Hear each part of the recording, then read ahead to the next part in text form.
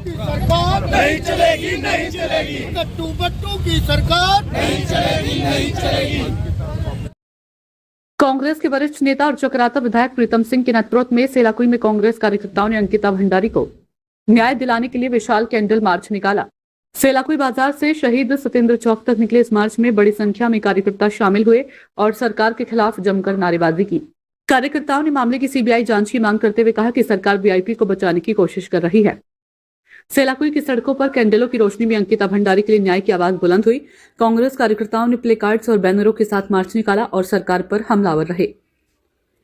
प्रीतम सिंह ने कहा कि नए ऑडियो में वीआईपी की संलिप्तता सामने आई, लेकिन सरकार इसे दबाना चाहती है। उर्मिला सनावर की जान को खतरा है, फिर भी मंत्री सबूत मांग रहे हैं जो सरकार के दोहरे चरित्र को उजागर करता है। कांग्रेस सीबीआई जांच की मांग पर डटी है। सरकार मामले में वीआईपी को बचाना चाहती है, लेकिन कांग्रेस लगातार सीबीआई जांच की मांग पर अड़ी हुई है। मामले में ऑडियो के जरिए वीआईपी का खुलासा करने वाली उर्मिला सनावर की जान को भी खतरा है, लेकिन सरकार के मंत्री प्रेस कॉन्फ्रेंस के जरिए जनता से सबूत चाहते हैं जो सरकार के दोहरे चरित्र को दर्शाता है। 2022 में अंकिता भंडारी की निर्मम हत्या हुई और उस वक्त भी पूरा उत्तराखंड राज्य और कांग्रेस के लोग सरकार से ये मांग कर रहे थे कि अंकिता भंडारी हत्याकांड की सीबीआई जांच होनी चाहिए, लेकिन सरकार ने उत्तराखंड के लोगों की मांग को नजरअंदाज करने का काम किया। दिसंबर 2025 में एक महिला द्वारा वीडियो और ऑडियो जारी किए जाते हैं जिसमें वो जो है भारतीय जनता पार्टी के लोगों पर यह आरोप लगाती है कि अंकिता भंडारी हत्याकांड में भाजपा के नेताओं का हाथ है या भाजपा के नेता संलिप्त है। और इसीलिए पूरे उत्तराखंड में आज फिर ये बात उत्तराखंड के लोग कर रहे हैं, कांग्रेस कर रही है कि आखिर वो वीवीआईपी कौन है जिसे सरकार बचाना चाहती है। एक और एसआईटी कहती है कि वीवीआईपी कोई नहीं है, ऊपर से ये बात भी कही जाती है कि अंकिता भंडारी पर जो है किसी को अतिरिक्त सेवा देने का दबाव था। तो हम यही तो कह रहे हैं, जिस व्यक्ति को अतिरिक्त सेवा देने का दबाव अंकिता भंडारी पर था उस चेहरे से नकाब उठना चाहिए। लेकिन सरकार अपने लोगों को बचाना चाहती है, भारतीय जनता पार्टी के नेताओं को बचाना चाहती है, इसलिए सीबीआई जांच की संस्तुति नहीं कर रही है।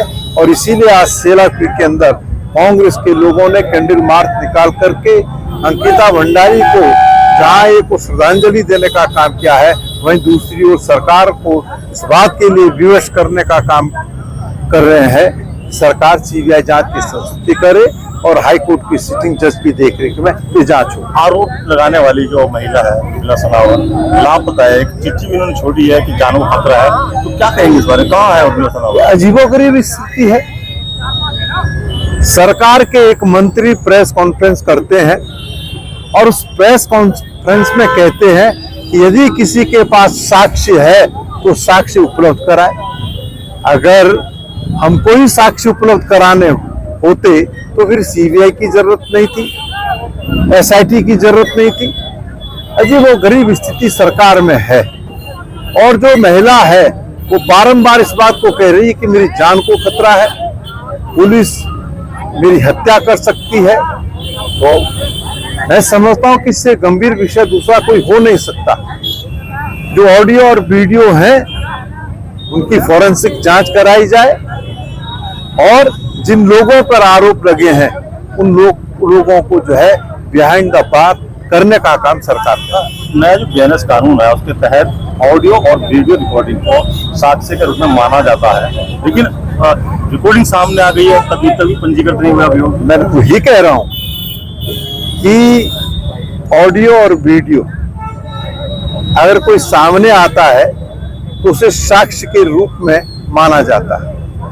लेकिन यहाँ अजीब विडंबना है, जिस महिला ने ऑडियो और वीडियो वायरल करने का काम किया है, सरकार और पुलिस उसी पर मुकदमे दर्ज करने का काम कर रही है। यानी कि सीधे सीधे है उस महिला को जो है बैकफुट पर जो सरकार धकेलना चाहती है और अपने लोगों को जो अंकिता भंडारी में संलिप्त थे उनको बचाना चाहते हैं।